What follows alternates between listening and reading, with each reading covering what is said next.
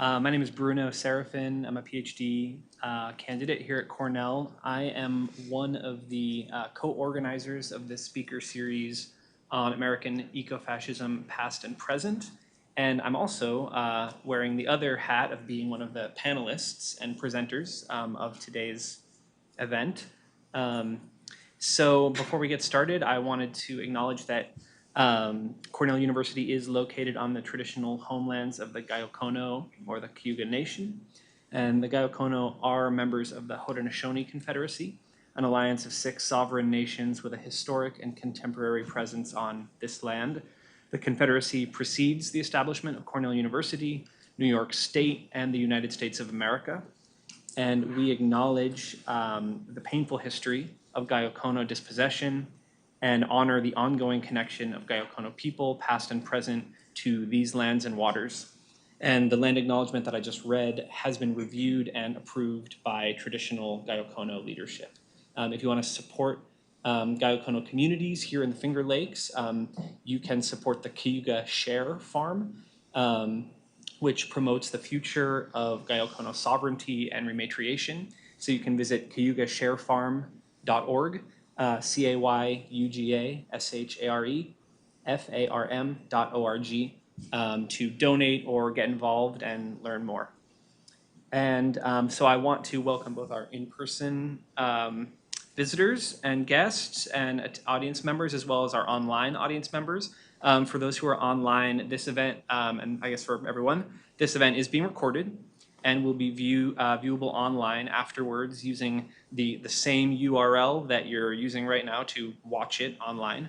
And we encourage questions from our in-person audience and virtual audience. And for those watching through eCornell, you can submit your questions in the chat box on the top right corner of your video window on your screen.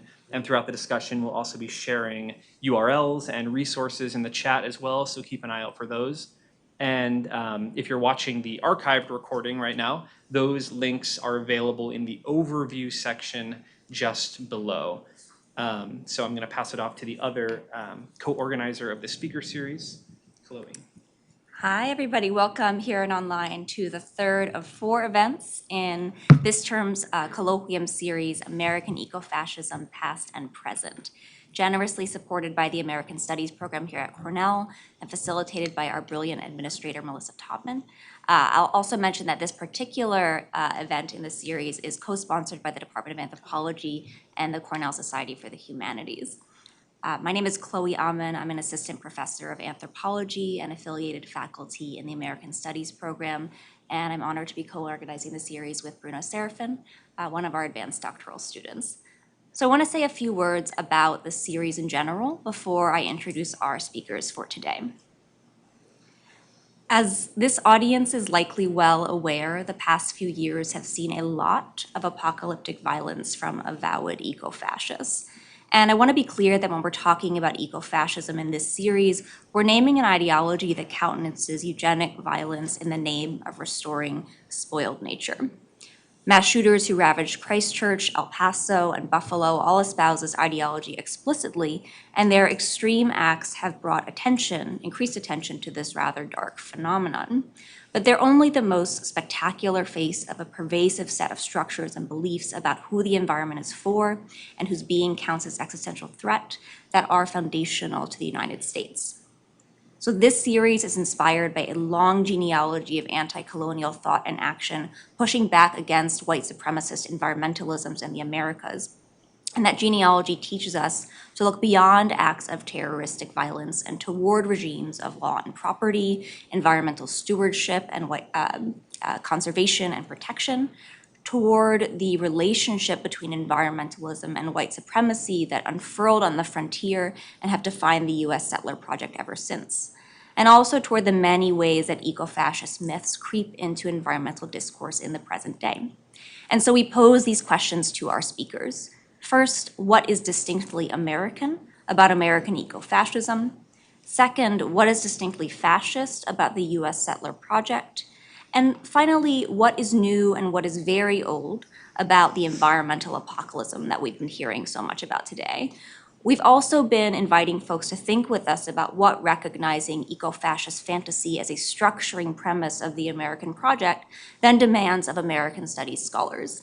And we're very lucky to have an interdisciplinary group of anti-fascist, anti-colonial thinkers joining us this term to lead these important conversations. So in case you missed our first two events, which were great, we were joined in February by Dr. Rajni Bhatia for a talk on eco-fascist demographic anxieties, and a recording of that talk is available via eCornell. I think the link will enter the chat soon. And in March, we were lucky to host a talk by Harsha Walia on the border as fascism. That talk is not recorded, but you should definitely buy the book, Border and Rule, that she spoke from, and I believe the link to that book is also entering the chat. And finally, we have another event coming up tomorrow, which is a talk by Dr. April Anson titled American Ecofascism, Glaciers, Whiteness, Genre. And the registration for that talk is also entering the chat. All right, so today I am delighted to introduce the 5 authors of Against the Ecofascist Creep, a webzine and teaching resource designed to expose and debunk 6 eco-fascist myths that circulate in a variety of media. To counteract climate nihilism, the zine offers researched, concise essays that address the structural conditions of environmental crisis and injustice. And in this roundtable, the 5 interdisciplinary creators of the resource will discuss its content, scope, goals, and inception, as well as its creation as a collaborative work of public scholarship. They will also take questions from both the live and virtual audience after their presentation. Together, these 5 authors make up the Anti-Creep Climate Collective, a group that, in their own words, smashes eco-fascist mythology, champions liberatory environmental futures, and has fun doing it. They are Dr. April Anson, Assistant Professor of Public Humanities at San Diego State University, core faculty for the Institute for Ethics and Public Policy, an affiliate faculty in the American Indian Studies program, and soon to be Assistant Professor in the Department of English at the University of Connecticut. Cassie Galantine, doctoral candidate in English at the University of Oregon. Shane Hall, Assistant Professor of Environmental Studies at Salisbury University. Alex Manridsky, Assistant Professor of English and affiliate faculty in American Studies at the University of Connecticut, and series co-organizer Bruno Serafin, who's a doctoral candidate in sociocultural anthropology with a graduate minor in American Indian and Indigenous Studies here at Cornell, and will soon be entering as an assistant professor in the anthropology department at the University of Connecticut. Please join me in welcoming the collective to Cornell. Thanks so much. Hi, y'all. I'm Dr. April Anson. It's a pleasure to be with you. Thank you, Chloe, for that great introduction. And I know I speak for the whole collective in just saying that we are honored to be here on Gayakono land and honored to be sharing this space both virtual and in person, and also with audiences virtually in person.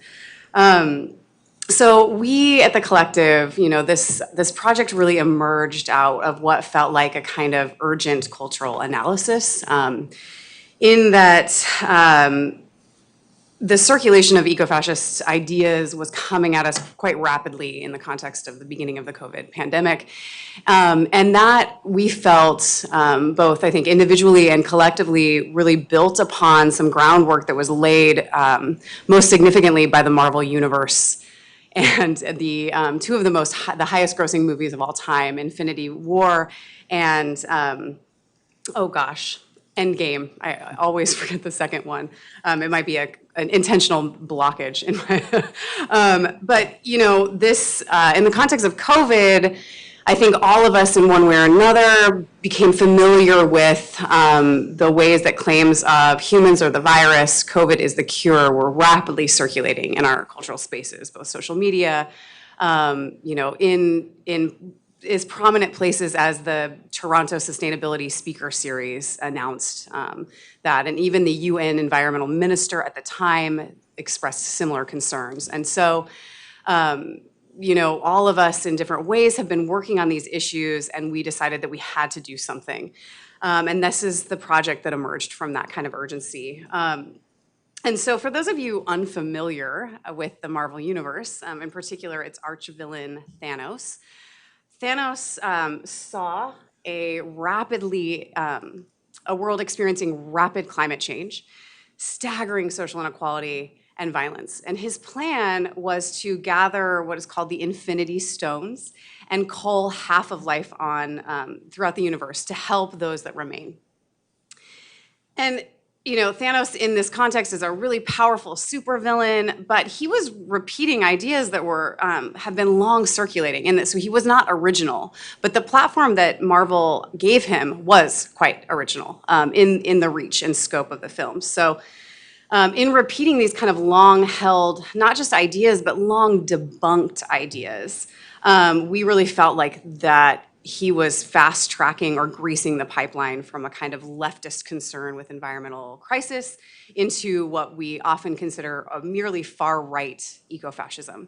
And that's something that we all, I think, agree, though collectively we disagree on the kind of stable definition of ecofascism. We all agree that this notion of ecofascism as a far-right phenomenon is relatively misguided. And so this idea that, violence, whether it's passive or active violence, is necessary to save the planet is, not only indicative of a kind of supervillain of mass culture, but also the ways that this circulates in really common misconceptions that cross the political spectrum. And the fact is that violence is not necessary to save the planet. So in our discussions about this, we have defined ecofascism, and this is a tentative definition that I think all of us would add to or modify in some ways. We tentatively define ecofascism as environmentalism that advocates or accepts violence and reinforces existing systems of power, whether unwittingly or in very overt and conscious ways. So ecofascism suggests that certain kinds of people are naturally and exclusively entitled to certain environments and environmental resources. Ecofascism offers essentially the same old shit, excuse my language, but worse. Some people proudly self-identify as ecofascists, but others are kind of unintentionally repeating those busted myths. And that sort of unintentional repetition is, I think, one of the really diverse cultural spaces that we're hoping to intervene in. Because ecofascism is a slippery idea. What we do know about it is that these myths fuel white supremacy, ultranationalism, patriarchy, ableism, and mass murder. Not to mention authoritarianism, which is, I think, one of the governing systems that we most often associate with ecofascism. Ecofascist myths are common misconceptions or also can be deliberate misunderstandings. They creep in actual environmentalist rhetoric and efforts, and they doom a real chance at a just, sustainable future. So our goal as we work together is to recognize and remove these eco-fascist ideas and really equip us as a kind of public humanities project to have those discussions not only inside the classroom and in academic spaces, but around, holidays with our families, in cafes when we hear these things, and even in ourselves, in our most kind of intimate moments, or if you're like me, when I'm feeling under-resourced, when these ideas start to creep back in, I feel like I've equipped myself in some ways to intervene in my own less resourced thought patterns. So this kind of approach really is one about stopping the creep in our cultural spaces, and also takes direct inspiration from Alexander Reed Ross's Against the Fascist Creep. And he's attentive to the way what we assume is a kind of far-right authoritarian governmental structure is actually made possible by even leftist rhetoric. And so, what this demands of us all is that we rethink what is often felt as a kind of common sense, and reimagine both past, present, and future possibilities. And so in this project, it meant asking a kind of what-if structure of the Marvel universe to begin with, and that's something that Bruno's going to talk to us about. Right, thank you. So we created a webzine called Against the Ecofascist Creep. There's hard copies here for those of you in person. It's also, you can download it online. Yeah. So the zine itself basically is composed of 3 parts. First, there is a comic.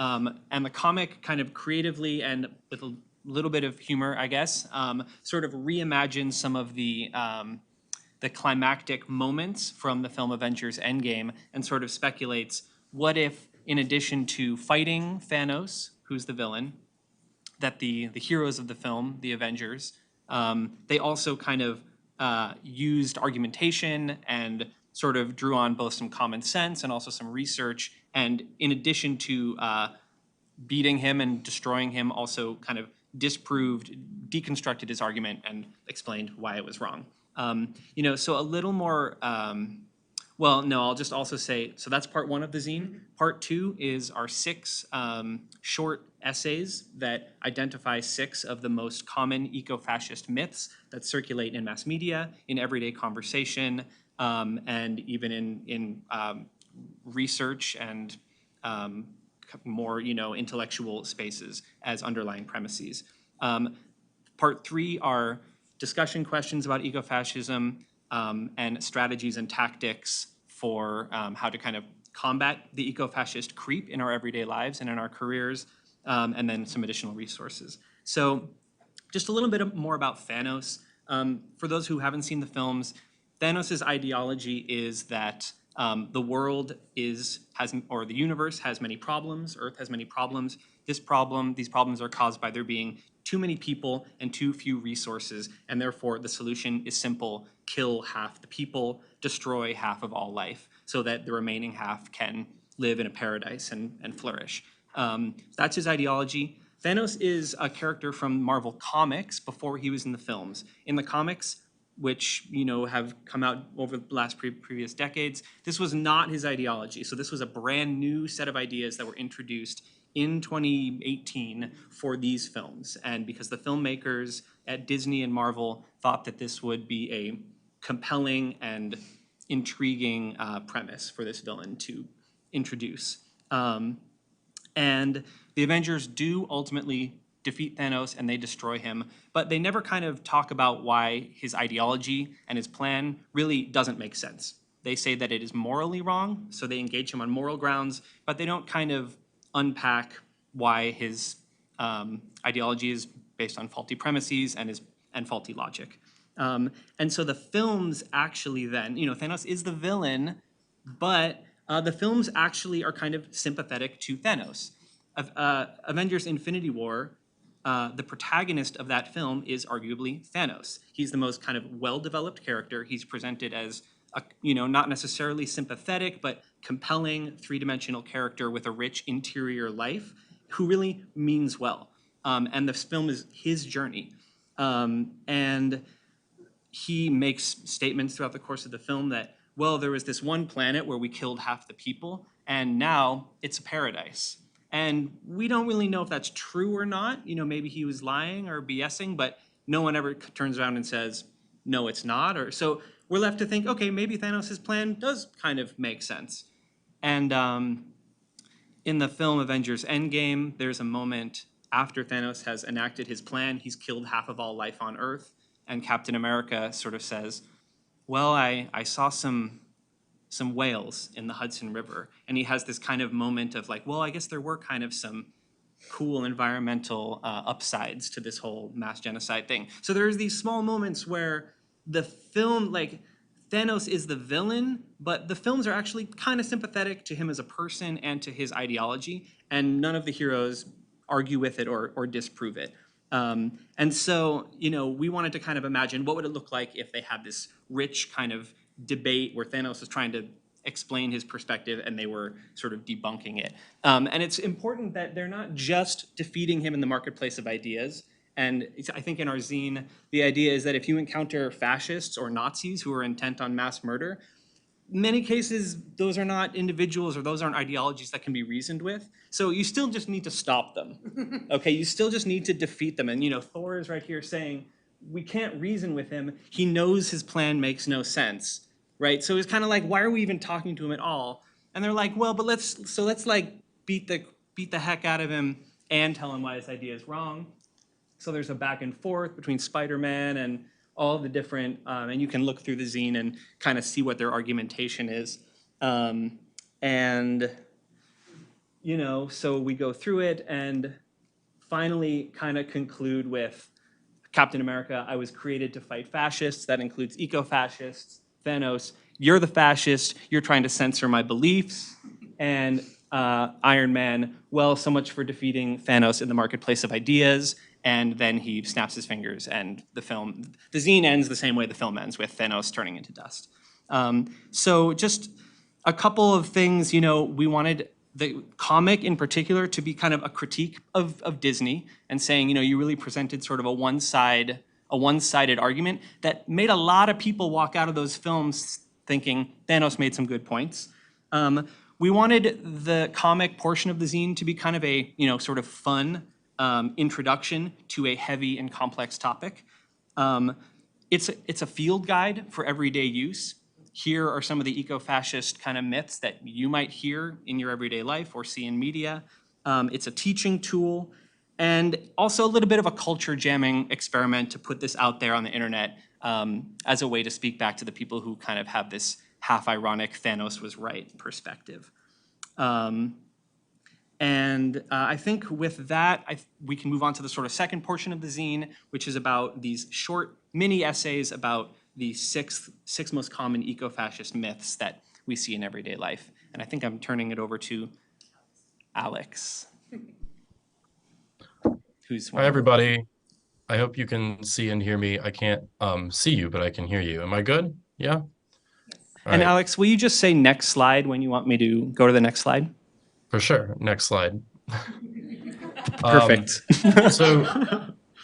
So as Bruno was saying, one of the biggest impetuses behind writing this was to create a teaching tool for our students, of course, but also thinking about teaching more broadly, resources to share with our broader communities. We talked a lot about how do we talk about these things with our parents, for example. So the goal in writing these sort of not writing the myths, but writing our responses to these 6 myths and choosing these myths was to take our research and sort of distill it into really kind of digestible chunks, things written with a very general readership in mind, and even a younger readership. And we also sort of arrange them to tell our own sort of story. There's a narrative here, there's a progression that we might talk more about later. We also had to make some decisions. We chose not to include certain things, and we could talk more about that later as well. And also maybe talk more about the even deeper kind of underlying cultural assumptions that underwrite each of these myths, right? These myths, we understood them as sort of building blocks of kind of casual, everyday rhetoric that might lend itself to eco-fascist arguments. But of course, they're more complicated and far more long-term cultural narratives that are informing each of these as well, and that's something else we might talk about. Since we wrote these with a particular audience in mind, a non-academic audience, we thought we'd sort of work through them and actually read them, and to just kind of give listeners a sense of the way we wanted to present this material. So I'm going to take the first 3, and then I'm going to hand it over to Shane, who's going to pick up the second half. So Bruno, whenever you're ready, next slide, please. We started with this kind of what we took to be the most foundational myth for most eco-fascist argumentation: overpopulation is an environmental crisis. The myth being that the more people there are, the more environmental problems. Drastic population decline is necessary to reach climate goals, save humanity, and save the planet. So the sort of reality we present to counter that myth is that fears of population are essential to eco-fascist ideology.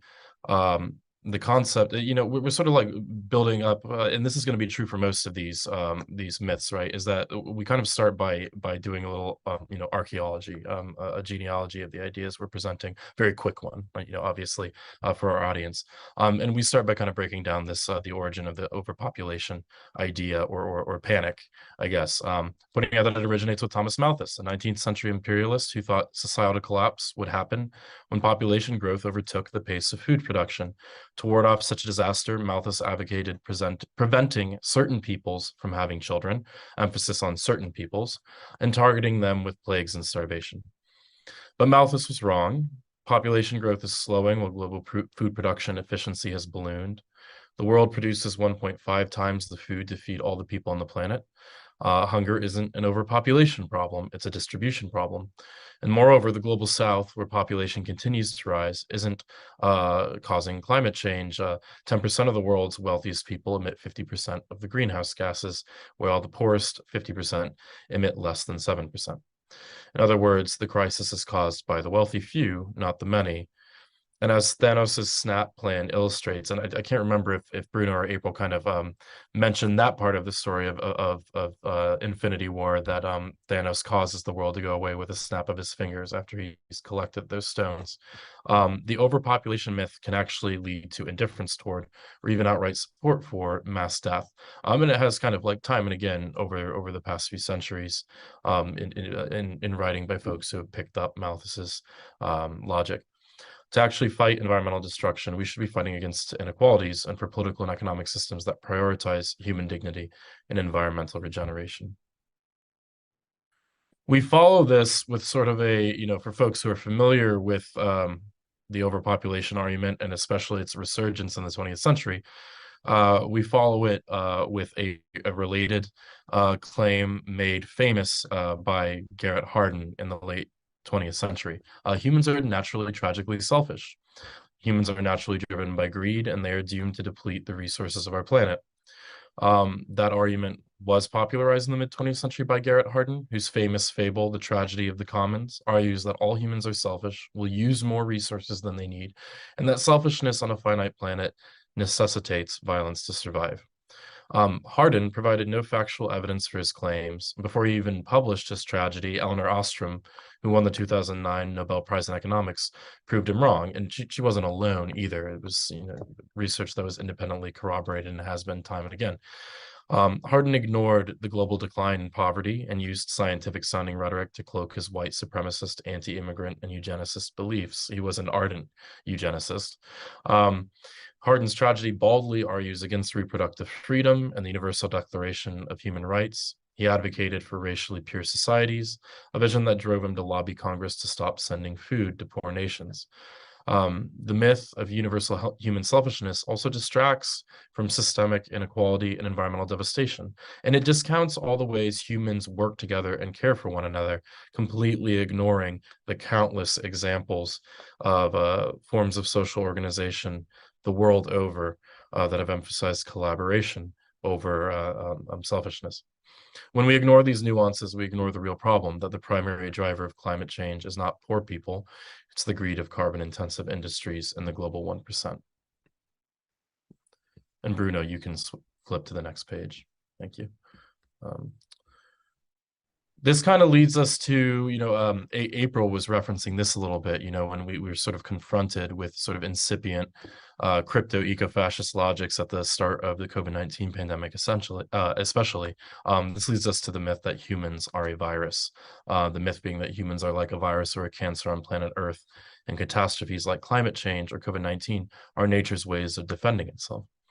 When we assign this sort of cancerous behavior or metaphor to all humans, we limit our vision to a very recent economic system of resource exploitation. This ignores most of human history, where the majority of human beings have not caused global environmental destruction and climate collapse. The humans as a cancer metaphor was popularized in the mid-20th century by James Lovelock's Gaia hypothesis, especially in his work, which was funded by Royal Dutch Shell. His metaphor mimics fossil fuel companies' climate change disinformation campaigns, covering up the causes, shoring up profits, and continuing to harm those least responsible.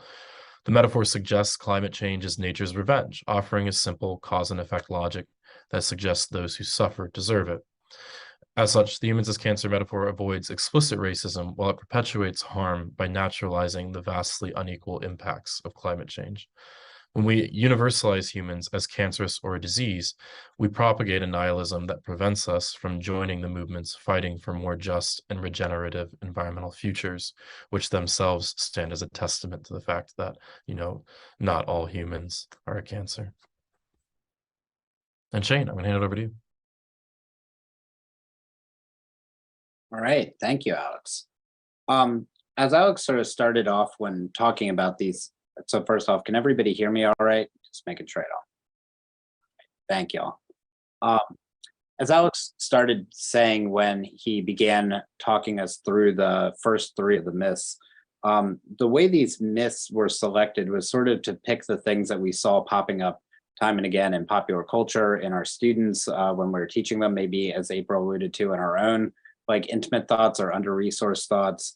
And it's sort of the way we laid them out in this zine is to show how they sort of build on one another. Each of these individually as a building block, as Alex called them, doesn't amount to eco-fascist ideology. And yet when you put them together, they sort of reinforce each other and come together in ways that make an eco-fascist political vision more palatable or even seem more necessary. And so there's not like a strict order to them, but in terms of how they progress through the zine, the first three that Alex just talked us through are sort of a general misanthropy that informs a lot of environmentalist thinking and sort of casting all humans equally and naturally, inherently as the problem, as the genesis of environmental crisis. So we see the roots of anthropogenic environmental crisis in the first three myths, but not a specific targeting of people. And as April's definition, our definition of eco-fascism, which April said we might not all agree on our definition of eco-fascism, but we all agree on a definition of eco-fascism, which we included in the zine.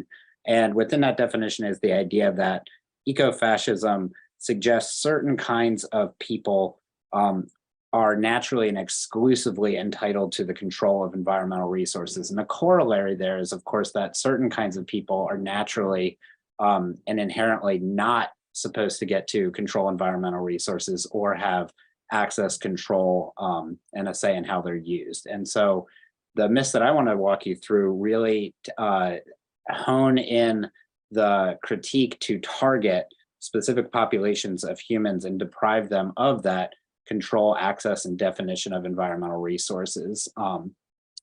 And so while myths 1 through 3 frame environmental crisis as human-made and all of us, myths 3 and 4 in particular, the city people are a problem being or I'm sorry, 4 and 5, city people are a problem, starts to define who are the outsiders or the others who a eco-fascist violence or eco-fascist surveillance and suppression is targeting in order to protect the rights of environmental access to the select few who are entitled to it in an eco-fascist system.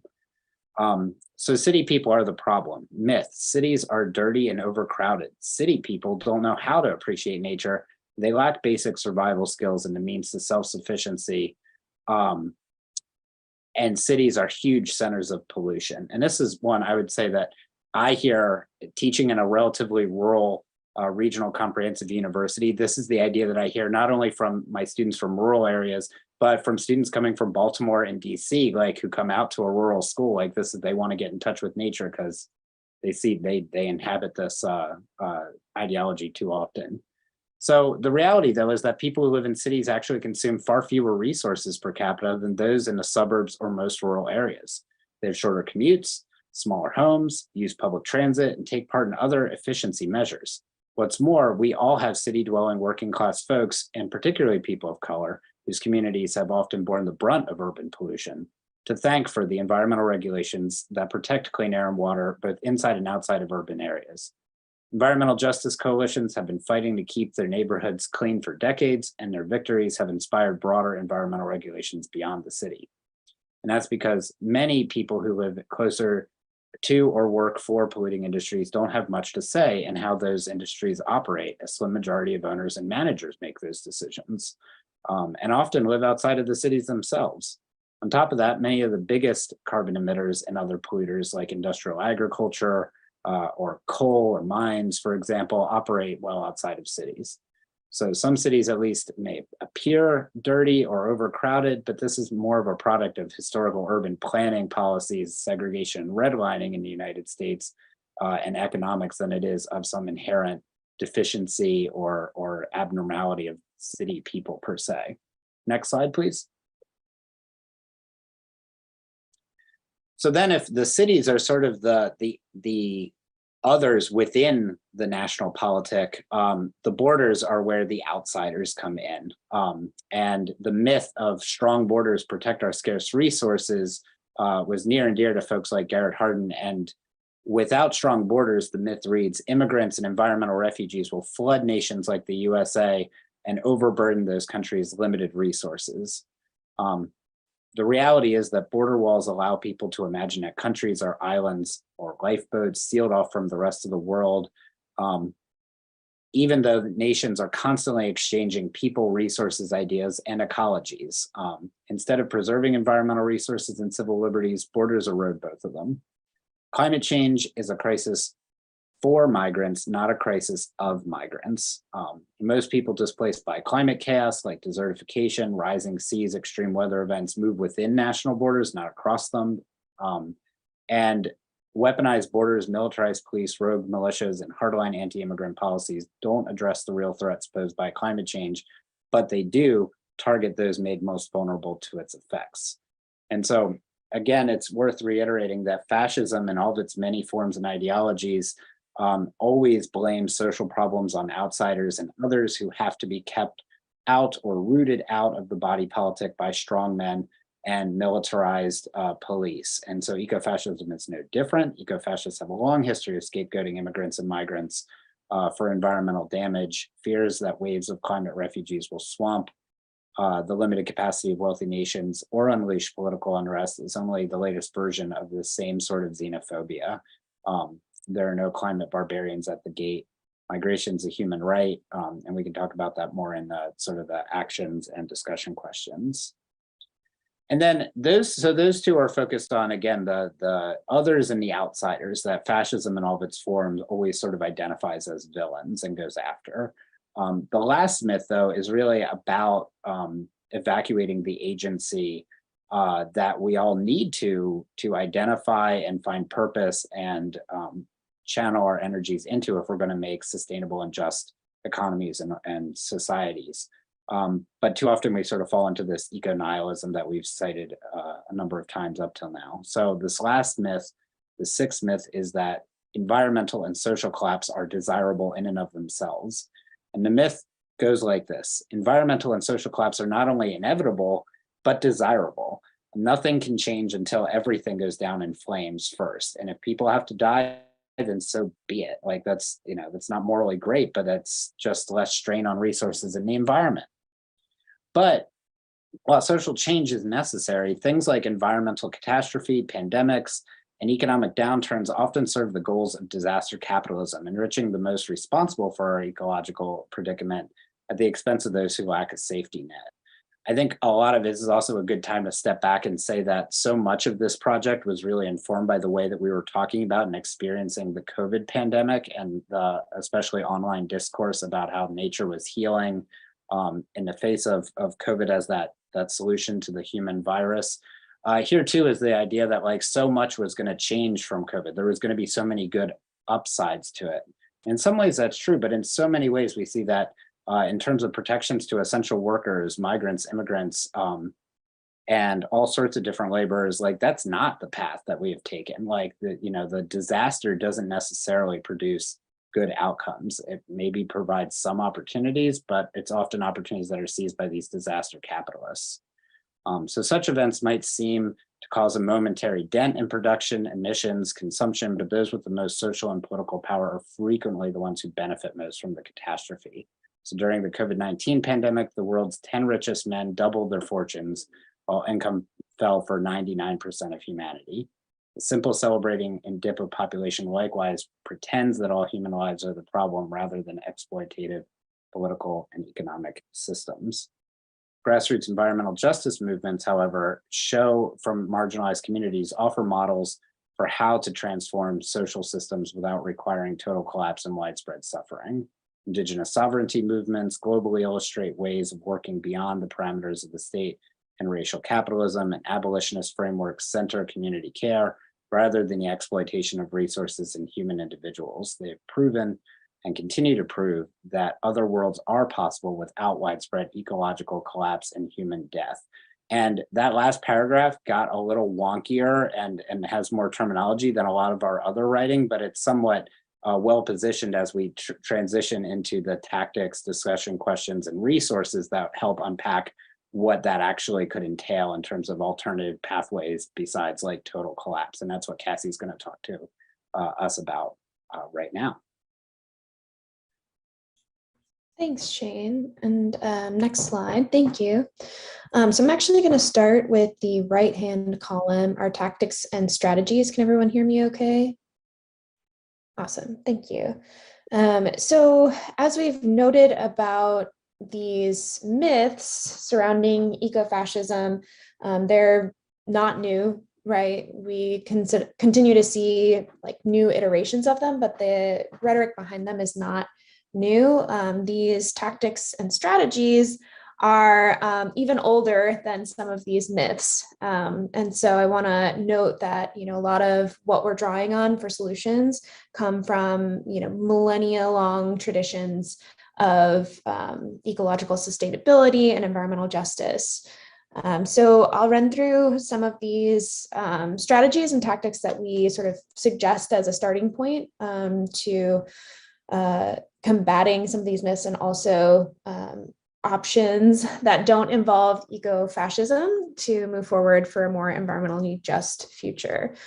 So the first strategy is, if you see it, say it. So it's kind of that, if you see something, say something message of, if you encounter eco-fascist myths, whether it be in your classroom, at the Thanksgiving dinner table, which is a notoriously contentious space for many of us, or even, on the bus and public transportation, obviously keeping your own safety in mind, call it out and bring up some of the points that counter these eco-fascist myths, or that especially have a tendency to creep unnoticed in environmentalist spaces that are often seen as progressive.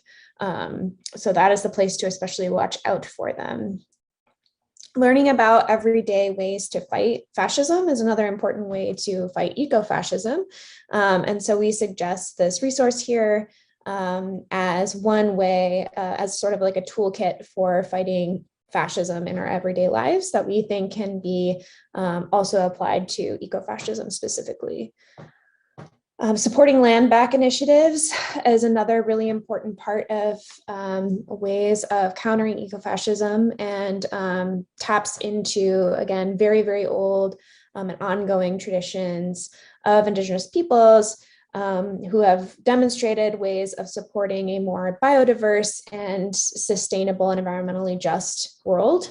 So in particular, Indigenous peoples comprise 5% of the population, but protect 80% of the world's biodiversity. So land back is an efficient, ethical, and diverse strategy that has already seen private and public lands returned to Indigenous caretakers. So we want to not only acknowledge those efforts that are ongoing, but suggest that it's a fruitful place to look for ways of pursuing a more sustainable future that don't have to do with eco-fascist rhetoric. Again, one of the best things we can do to support these types of movements is to contribute to them. So movements that prioritize Indigenous sovereignty, the abolition of racist institutions, and visionary long-term socio-environmental planning are important things for us to contribute both our time, our energy, and our money, if possible, to. Indigenous land protectors have blocked and delayed projects equivalent to 1/4 of the US and Canada's annual carbon output. So they're a great example for how to move forward. We don't have to reinvent the wheel as it is already moving. And then we also recommend thinking and strategizing on multiple scales, right?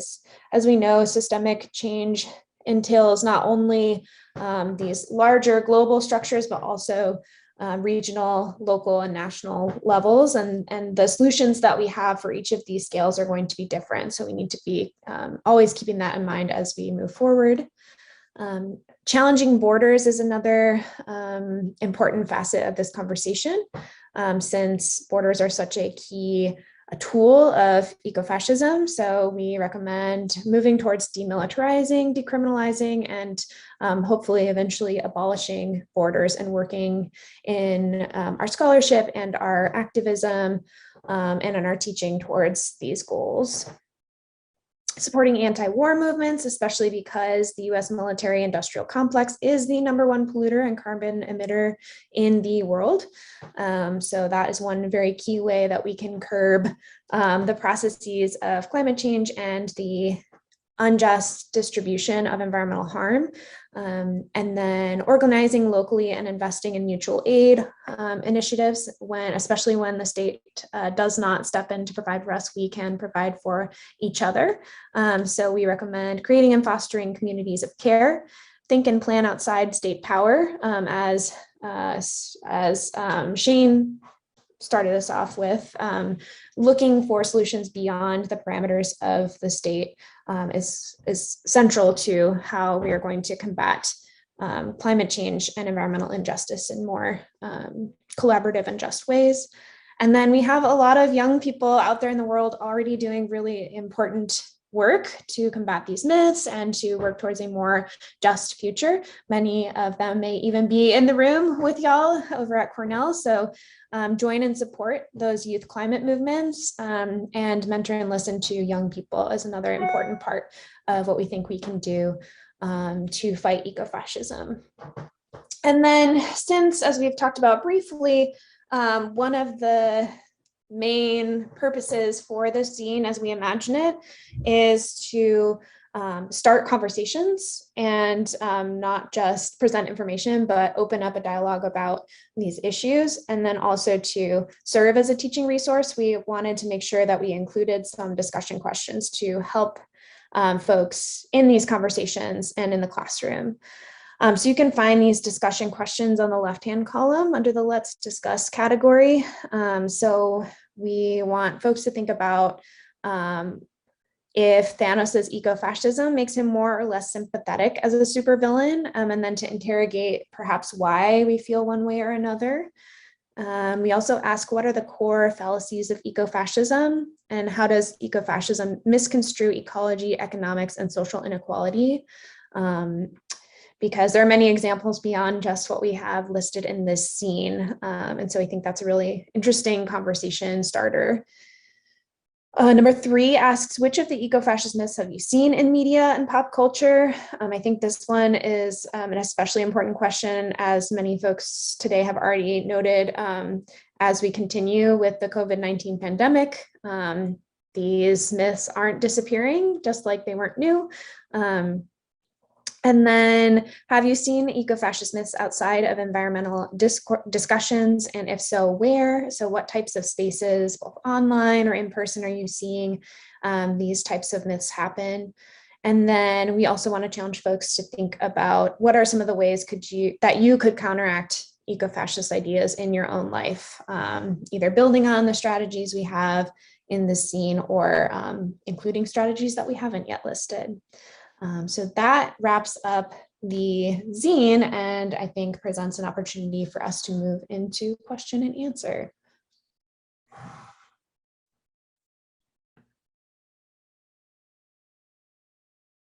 That we want to acknowledge, building on the tactics and strategies, the broad tactics and strategies that we recommend, is again to look up and support in whatever way we are able the Gayokono or Cayuga Share Farm, and the link again is in the chat. And also, the zine is free to download on Asli. A quick Google will get you right there. If you need a printable or a print-ready version, because that looks a little bit different when it goes through the printer, feel free to email one of us, and we'd be happy to send that your way. Yeah. All right. Oh, sorry, Bruno. Yeah, I was just going to say thank you so much for listening, and we're excited to hear any questions. Thank you.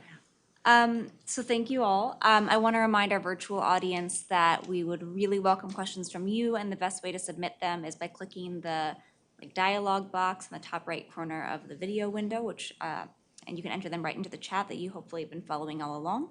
We'll also take questions from our live audience, but just to get us started, I'll pose a few to the panel of my own. And I think maybe the best place to start is I find myself really curious about the afterlife of this project. So I wanted to ask how and where you've seen this project used since you put it out last year.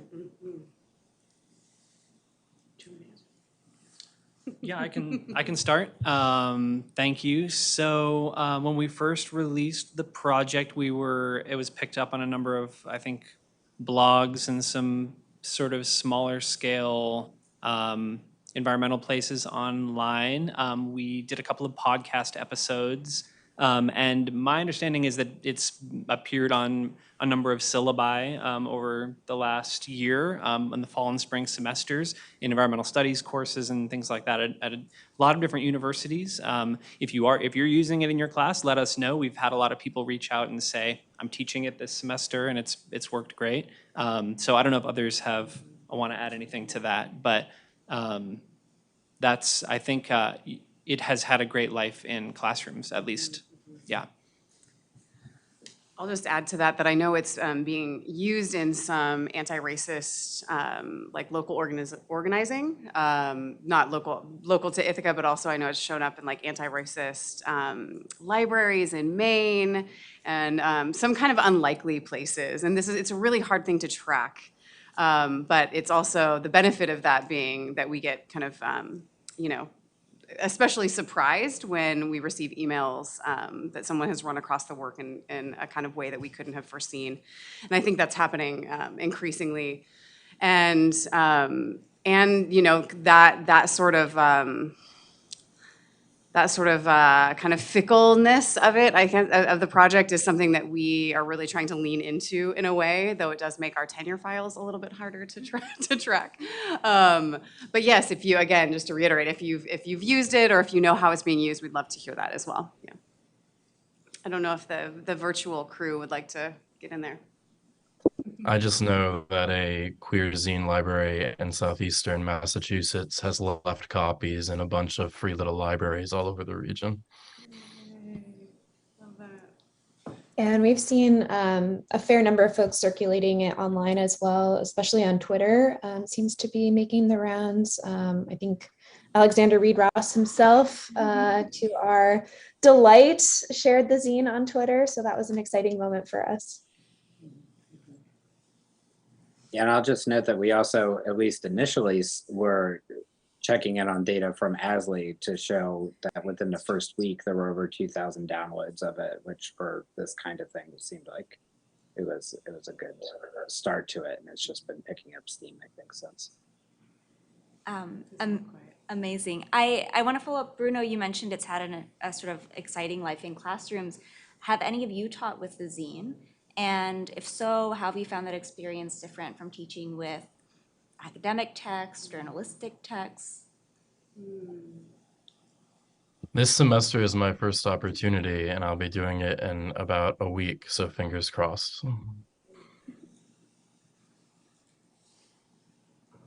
I taught it for the first time this semester. I was on, and the class of upper level environmental studies students were very receptive to it and like, to paraphrase a lot of the comments from the class, like giving language to something they already felt they had, like they knew that these were quasi myths and like they had quasi responses and they had quasi understandings of the myths. To have it clearly laid out did say, like, people were like, oh, I shared this with my friends in a group chat, like from other colleges, and we really talked about it. And other people were like, oh yeah, we talked about it in Environmental Student Association meeting, and we, talked through the overpopulation myth because a couple of people were really into that one and that kind of thing. So I was very encouraged by those responses, that it wasn't so much like eye-opening new material to our students, because it is very much like in the water of our environmentalist discourses, but giving a way to distillate these ideas out and be able to handle them is how I've seen it be used. Yeah, I've taught it in my Intro to Public Humanities class, which is a largely freshman course, and the response was overwhelmingly of gratitude and excitement and asking for extra copies, but also in a kind of similar way, making a sort of sense and being really grateful for just to have the language. And then I've also taught it in a upper division class specifically on ecofascism.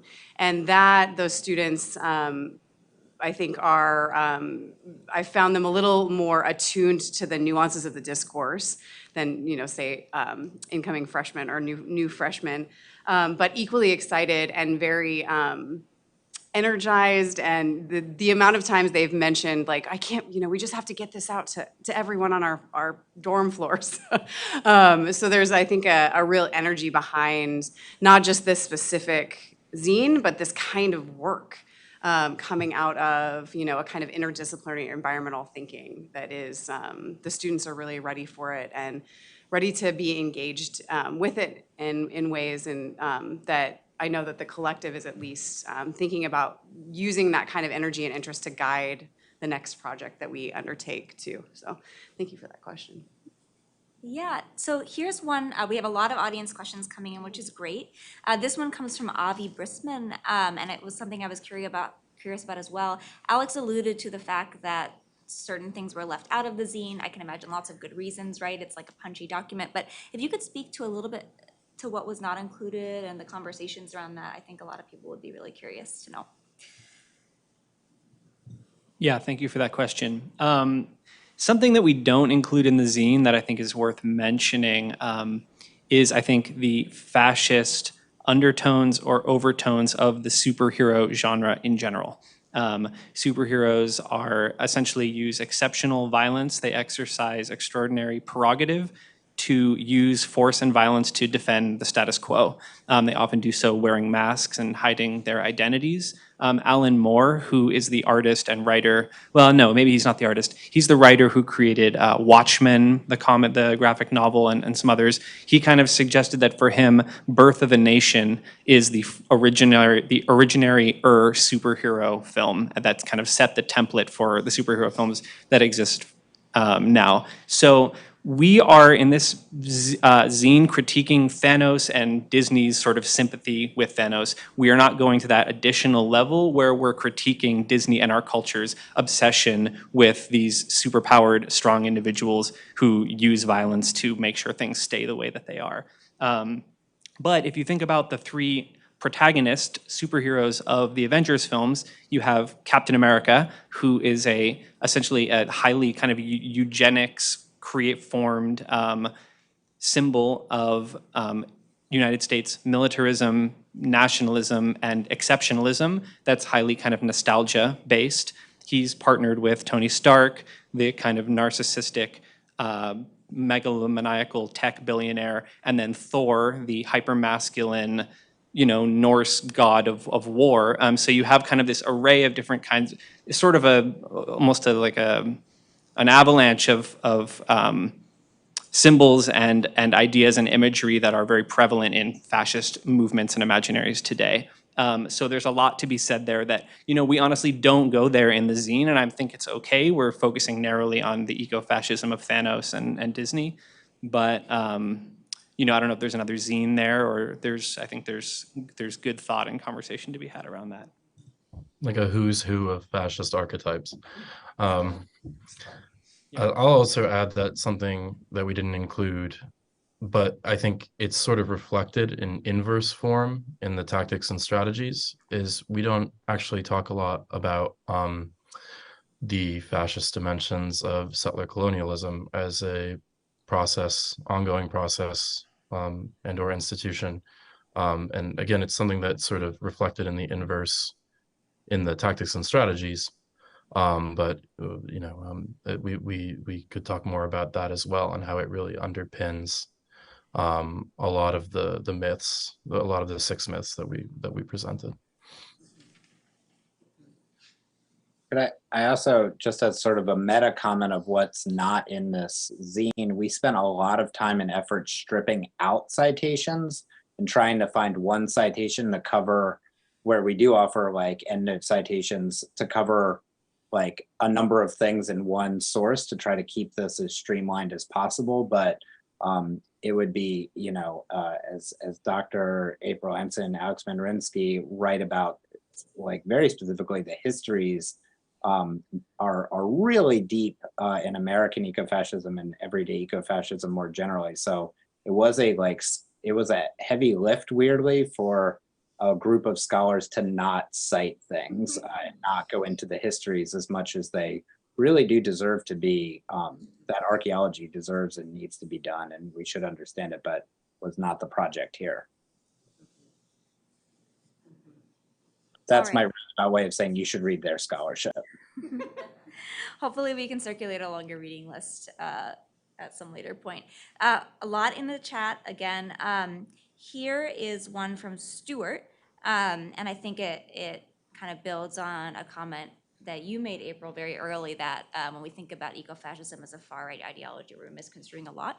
So Stuart says, many liberal to left popular science and science fiction authors reflect some of these myths in some ways. I'm thinking of David Suzuki, who talks about how many Earths it would take for current consumption and growth. That's a quote. And Kim Stanley Robinson's book. Do you have any thoughts on this phenomenon? And I'm sure some of it you do.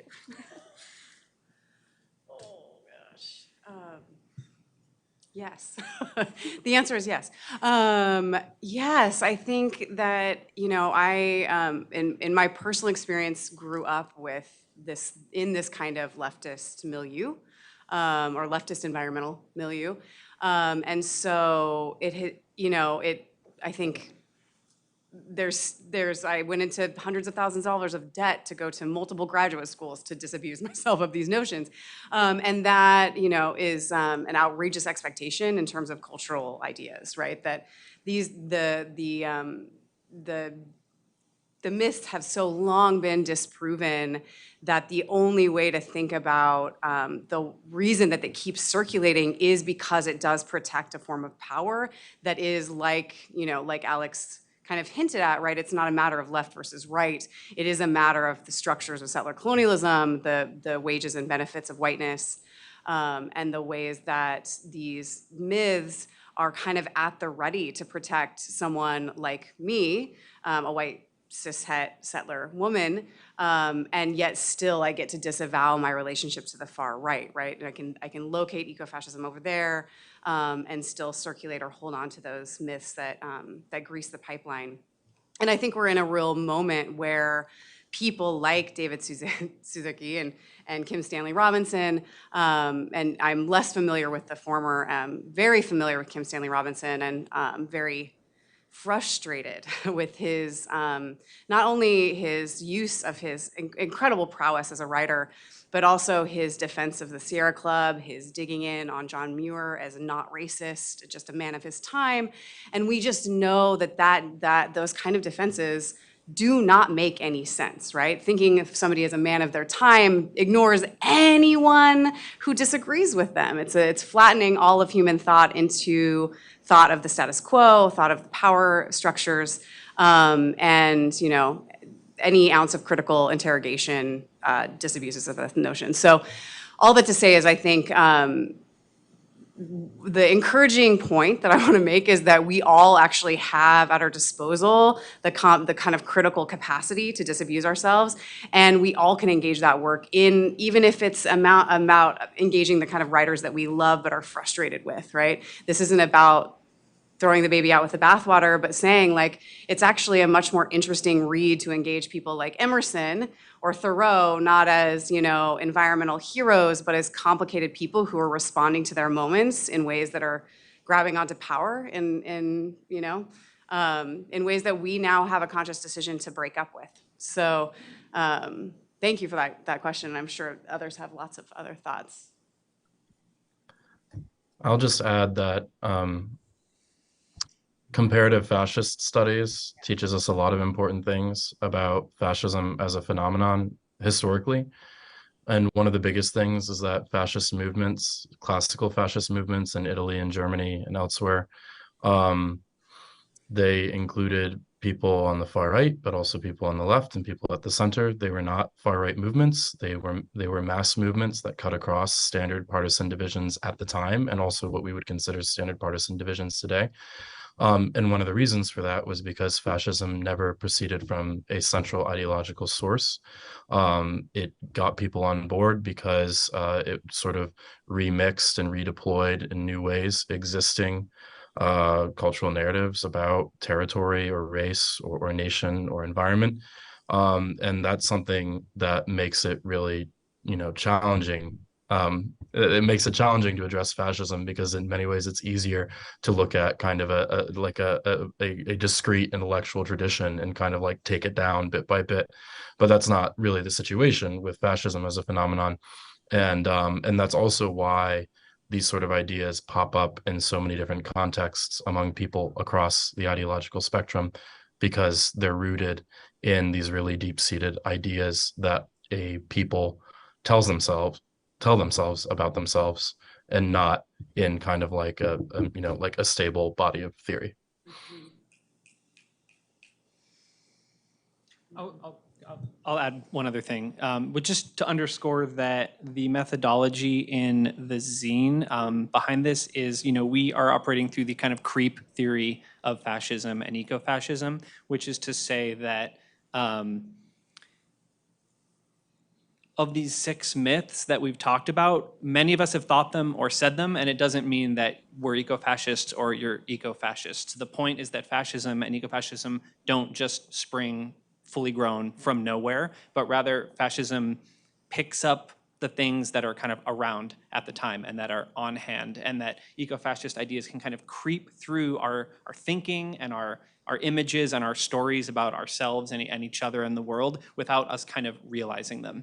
And so it makes, while, I identify fascism in the sense that it's completely obsessed with capitalism and hierarchy as being fundamentally a phenomenon on the right. I wouldn't necessarily say fascism has anything to do with the left, which I think of as having more of a kind of deep humanism. But that doesn't mean that however you identify on the political spectrum, left or wherever, you might find yourself being a vehicle for the creep of ecofascism. And so this isn't about saying that person's an ecofascist and they're an ecofascist because they said this and you said that and that's number 4 in the zine. The point is like to look at the kind of subtle ways that these narratives are insinuating themselves and the way that they flow from the basic structures of liberal settler colonialism that we all take for granted, and the fantasies of nature and natural belonging, the fantasies of racial purity, the fantasies of masculinist regeneration that can be very widespread and not necessarily be attached to a fascist movement, but can nevertheless sort of legitimize the emergence of fascism or eco-fascist violence. Yeah. Thank you, guys. This is a question and a comment that springs pretty naturally from this. So this is from Kate Madalena. First, I am going to use this resource in 3 environmental communication courses. I am so, capital 5 O's, grateful for it. And then a question, do you see any overlap between the burn it down discourse, aka the last myth, and the very salient circulating calls for or discourse about the inevitability of violence to end capitalism in the very hip Hegelian Marxist Renaissance?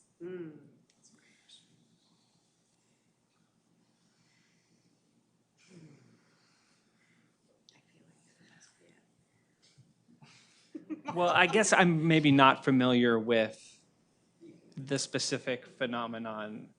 Can you repeat the question, actually, or at least the second part of it? Do you want me to repeat the compliment as well? No, don't repeat the compliment. Do you see any overlap between the burn it down discourse described in the last myth and the very salient circulating calls for or discourse about the inevitability of violence to end capitalism in the very hip Hegelian Marxist Renaissance? Or just more generally, like sort of a valorization of the sort of like violent end to unjust systems. I mean, I can take a stab at that. So I think I definitely have thought about this a little bit myself, especially when I read that the last myth that we talk about. And I think part of what makes this so difficult to address, both like in both realms of ecofascism and like the actual very valid desire to completely overthrow violent systems, and the concern that perhaps violence is one of the only effective ways to do that, is that the problem itself is so overwhelmingly huge, and we as individual players can easily become like victims to feeling helpless in that. And so I think what's really the part of where I think our zine gets at this issue is that it takes us out of, tries to take us out of that sort of like neoliberal individualist framework and point to examples of collectives and groups of people who have pushed back and continue to push back against these systems of violence without, a mass overhaul of the system. I'm not saying I don't support a mass overhaul of our capitalist system. Different people are going to have different levels of access to being able to do that, and different levels of like vulnerability, right? So, asking me to go physically to a protest or to like do a particular action puts me in a very different level of harm than perhaps somebody else. And so I don't know if that doesn't really answer the question, but those are definitely additional thoughts that come to mind for me. And I think what also tends to I think about is like, while climate catastrophe feels like a new apocalypse for someone like myself, as many scholars have pointed out, it's not a new end of the world for many people, especially Indigenous communities.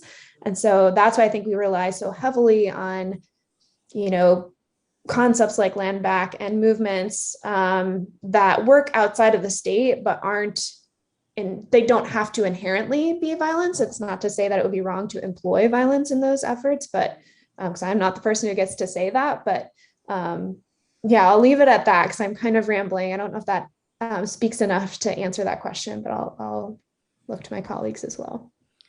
I'll just add I think it's really important that we distinguish between types of violence, which may be obvious, but I think bears repeating as much as we can, that, there's a difference between, say, eco-sabotage, right, which is in, various lineages, like frustrating the means of production of world-ending systems, and a kind of clean slate out of catastrophe, which we know is a kind of fetishization that completely supports disaster capitalism, erases structures of power, only emboldens the systems that are causing global climate chaos, and then continues to profit from it. And so, I think one of the things, maybe one of the most profound kind of materialist reminders that comes out of that Hegelian Marxist revival that we're maybe experiencing, right, is to each according to their ability, or from each according to their ability, to each according to their need, that this kind of universalist solution it can only play out in one way, which is the pre-existing structures of power that we'll build on.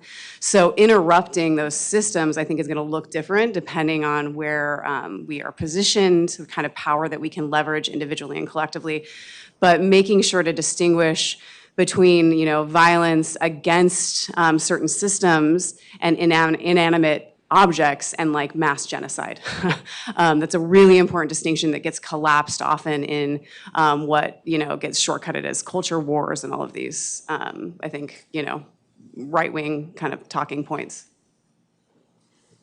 I want to hear from Eric, but I just want to say one thing really quick, which is I think, number 6, the myth is really that here's the myth. There's one way to solve things, and it's total collapse. That's the myth. So I think that's not true. And if you kind of reject that myth, then you start thinking about change with multiple scales, multiple kinds of tactics and strategies, and that's a much larger and, of course, one of the most important conversations that you can have. But if you fall into that thinking of there's only one way and it's everything has to burn, then that's, I think, what we're really identifying as something that's needs to be kind of rethought. Yeah, I just wanted to point to 2 practical examples. The Bolivian Revolution starting in 2000, which moved against the privatization of water by Bechtel and was successful, and then led to the continuation of that revolution against the privatization of natural gas, and led to the election of Evo Morales. And it was a relatively nonviolent revolution based on shutting down the system by strike, basically, is what happened in Cochabamba to begin with in 2000. So there's that, and then there's the Zapatista model, Mm-hmm. which is a very important model, which began with violence, but very quickly stopped that because there was no way that the actual populace asked them not to continue the violence, but also there was no way they were going to come against the Mexican state in a hugely militarized operation. So what results now, the autonomous villages in Chiapas, which are self-sufficient and which practice a kind of indigenous collaboration that's traditional. And we have examples here in the United States of collectives living out. I'm connected to one, El Colombo Valley, North Carolina, that live outside of the grid, so to speak, and are self-sufficient, don't take government money at all, but have been able to organize around collectives of work and collectives that also contribute to the ability of people without means to access medicine, law, et cetera, et cetera. So I think probably things are going to change. They're going to be changing on local levels. And yeah, I agree with you entirely that any vision of mass violence that's going to overturn the system is phantasmatic, basically, and destructive in that sense. Do you want to summarize with the microphone? You want to try it? Or? Okay, well, There I are can. reasons to be hopeful, I think is the short summary. Really fantastic discussion of movements to look for inspiration. But I wouldn't begin to try to summarize that comment. I'm going to pose another question, and this builds on something that I think Shane mentioned, which is that like one of the most challenging things here, ironically, was to not cite people. So I wanted to ask, and I'll throw this question to each panelist, so we can go maybe in the order that you presented. What text or thinker, and you can take either or both of these questions. So what text or thinker do you think has done the most harm when it comes to fueling eco-fascist thought? Choose one. Or what text or thinker has been the most influential for you when it comes to thinking about and even fighting against eco-fascism? So your hero and your villain, not to reinforce the hero model, but I think we'll start with April, if you don't mind. Okay. I'll be short. I'll take the easiest for the villain, Garrett Hardin. He's a total crank, never said an interesting thing in his life, and continues to be taught in environmental studies classes, and it needs to end.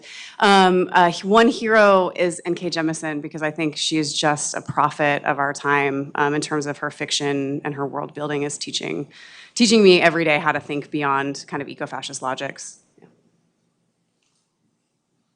I'll take another easy villain. Well, God, I'll just say Malthus. I mean, he looms over all, and so sorry, I'm stealing that from anyone who's coming next who would want to say that. In terms of heroes, I mean, for me, in terms of helping me think about these things in a different way, a Anishinaabe scholar whose name I will mispronounce, Leanne Betesamosak Simpson, who's a prolific author and artist. Her new book is called Rehearsals for Living. It's co-written by Robin Maynard. So Leanne Simpson and Robin Maynard, I would look at their book, Rehearsals for Living. It just came out. It's very readable and very exciting.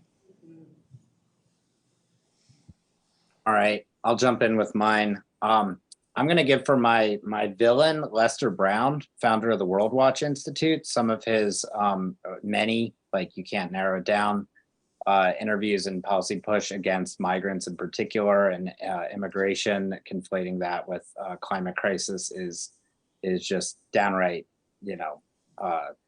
nauseating. But very influential in like the broader environmental movement, especially in the 80s and 90s. My second villain / hero, to pick up on April's N.K. Jemisin reference, is right now I'm teaching one of my favorite books to write about in my research, one of my favorite books to teach, a book that I hold near and dear to my heart, which is Octavia Butler's Parable of the Sower. And I have it here because I'm teaching it before I did this. And the version of it that my students are reading has the foreword is written by N.K. Jemisin, who takes Octavia Butler as a major inspiration, as do so many artists today. And Parable of the Sower is a great example, I think, as I've been reading it this time around, of the kind of text that has all the myths on like every page of the book, but also has this like fight for collective communities of care working across different scales is the inspiration for Adrienne Marie Brown's emergent strategy that we cite in our tactics. So I think that, like, I just wanted to underscore that the villain, the hero villain sort of thing really is hard to separate out. Yeah, that's it. I guess I'll add Paul Ehrlich to the group of villains, and maybe also Lovelock, James Lovelock, folks who have come up a few times today. I suppose, oh, I had someone in mind for like kind of more insidiously, but I forget who it is. So I guess I'll just leave it at that. And in terms of, heroes, I think broadly, something that's helped me think through what we mean when we use the term fascism in general and how we're distinguishing it from other stuff. I'm not going to name one person, but I already brought up comparative fascist studies as a field, but I found it really, really helpful in thinking through these questions myself. But I think if I had to identify a discrete individual, who these others, everyone else is saying really, really great names, and I feel like we're like assembling, like in the old the old like superhero cartoons where they're all sitting around the table. I feel like we're assembling this little like conference room. I'll just add Kyle Powys White too, who I think has a lot of really insightful stuff to say about what he calls crisis epistemology and how, you can trace lines of continuity from, settler colonial violence to what we're calling eco-fascist violence today, just based on their similar patterns of response to things these sort of structures encounter. And also I think he does a really fabulous job countering it with his what he calls a epistemology of coordination. But as I said, I think any of the folks anybody else has named could sit at either of those tables, and I agree with them. Yeah, so I think the villain for me that I've been thinking about and gritting my teeth about this whole entire presentation is Ed Abbey. I think he really gets at the creep part of the eco-fascist creep because he is such like a staple in so many environmentalist conversations and movements and like classrooms and environmental studies and English and literature. But he straight up, in his most famous work, Desert Solitaire, not to mention his really messed up essay on immigration at the US-Mexico border, but in Desert Solitaire straight up says that, his solution to industrialization and overpopulation is compulsory birth control for Navajo women. And the fact that that part continuously gets like brushed over even today in classrooms is like the perfect example to me of how ecofascism can creep into these progressive spaces or spaces where we feel like we're trying to come up with these like just progressive solutions for environmental catastrophe. And so he is my number one. And when I think about a syllabus where we would read scholarship on ecofascism, but also examples of ecofascist rhetoric, he is like kind of number one on who I would put on that syllabus. And then in terms of heroes, for me, my approach is a little bit different because I'm defending my dissertation next month. So it's really hard for me to like think outside of the very particular niche of my dissertation, which focuses a lot on discourses of like dirt and disease and how they mark particular communities and individuals as public health hazards and therefore not fit to be citizens. And so I think that is one of the tools of ecofascism that we see, particularly in our myth about borders. And so the work of scholars like Nyan Shah and Natalia Molina really stand out to me as helpful in sort of breaking down the history of casting Asian American and Latine communities as inherently dirty or diseased and therefore a threat to the US nation state, when in reality that's very much bound up in racial hierarchy. So yeah, Nyan Shah and Natalia Molina would be my two right now. It sounds like we have a really good syllabus going. I think we have time for 2 more questions, and I've got 2 ready unless there's one in the room. And I'll just let the panelists know there are more questions that we don't have time to engage with, which is a sign of the interest of the audience, but I'd be happy to share those. So here's one from Parise, who would appreciate if you could touch on the antithesis of ecofascism. How do we ideologically envision a world that is anti-ecofascist, or however you might characterize the world you want to build?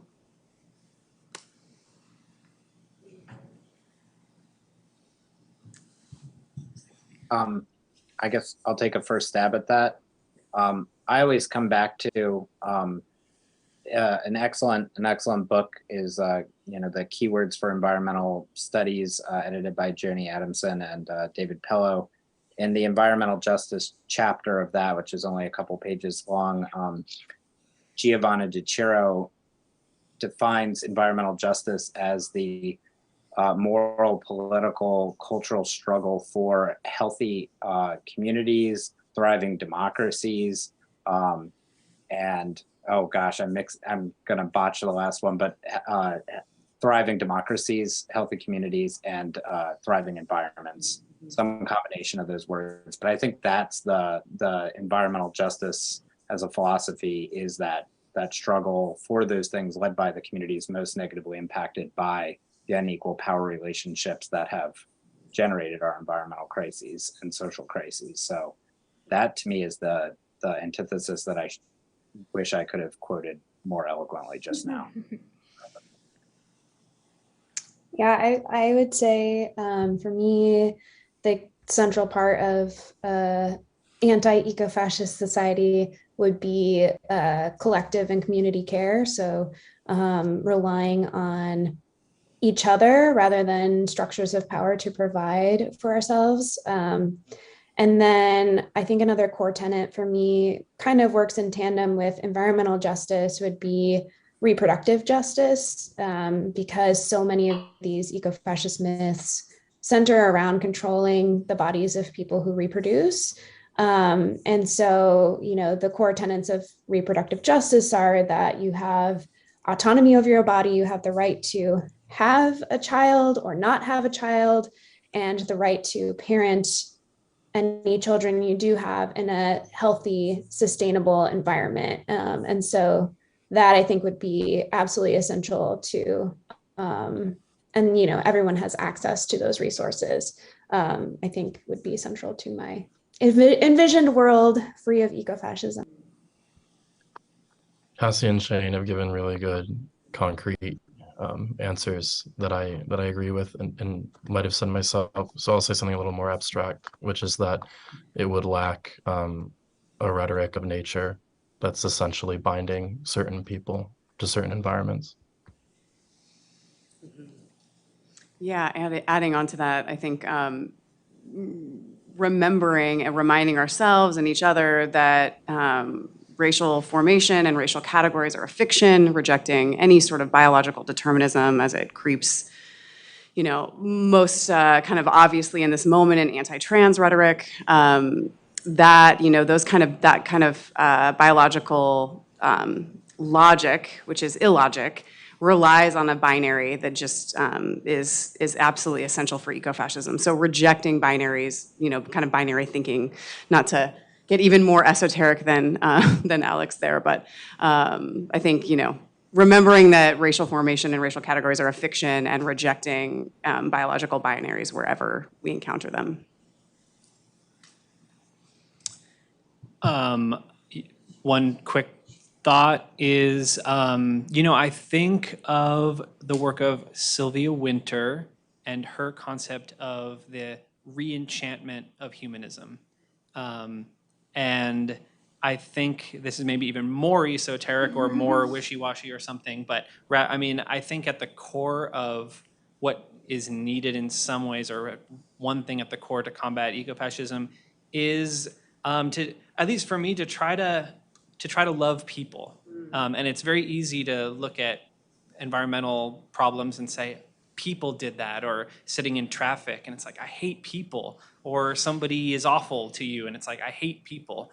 But finding your way back to a kind of re-enchantment, a re-enchanted humanism, where you really value even a single person's life that you don't know or never will know, or someone that you do know well, or valuing your own life. I think that there's a kind of colonial and imperial humanism that has driven a lot of, that has remade the world in a way that's been very destructive to both peoples and landscapes.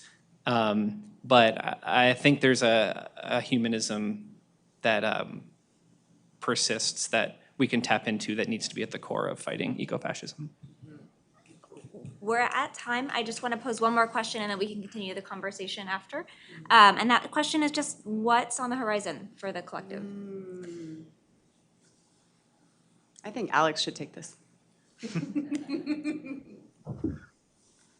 Some people might have noticed that we are sort of packing ourselves into the University of Connecticut one by one. And as that is taking place, I have a graduate student, and this is something we've discussed for a bit about, really thinking about the future of this collective as a space of mentorship. And of course, we already have a wonderful relationship with Cassie, who has been instrumental to all the work we've already done. And so thinking in the future, not just about continue our work of collaboration, but making sure that it's sort of truly collaborative among scholars from a variety of positions across our fields. And I have a graduate student currently at UConn whom April is almost certain to end up working with soon, and Bruno and her will cross paths, who's been doing work lately on the Biden administration's announcement of its intention to account for the nation's natural capital and essentially shift management of that natural capital, which includes not just natural resources, but also like recreational spaces, for example, to sort of shift that to the hands of private equity firms rather than public investment. And so this is, sort of a very kind of early inkling of an idea, but we're thinking maybe pursuing a project related to that recent development.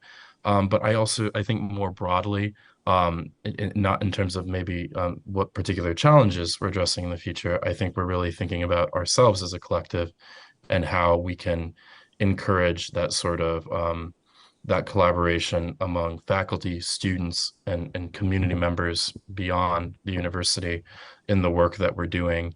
And we've started talking, really exploratorily about how we can maybe, we can apply for funding. We can establish a fund for graduate student travel when we go to do stuff like this in person. And so, topically, maybe thinking about this natural capital business, but I suppose institutionally, we're thinking about really how we can foster this space of collaboration and mentorship in new ways.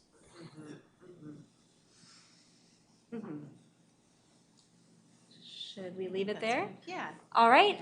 Thank you so much to our virtual and live audiences. And I want to just put another plug in for April's talk tomorrow. Same place, same time. Hope to see you there.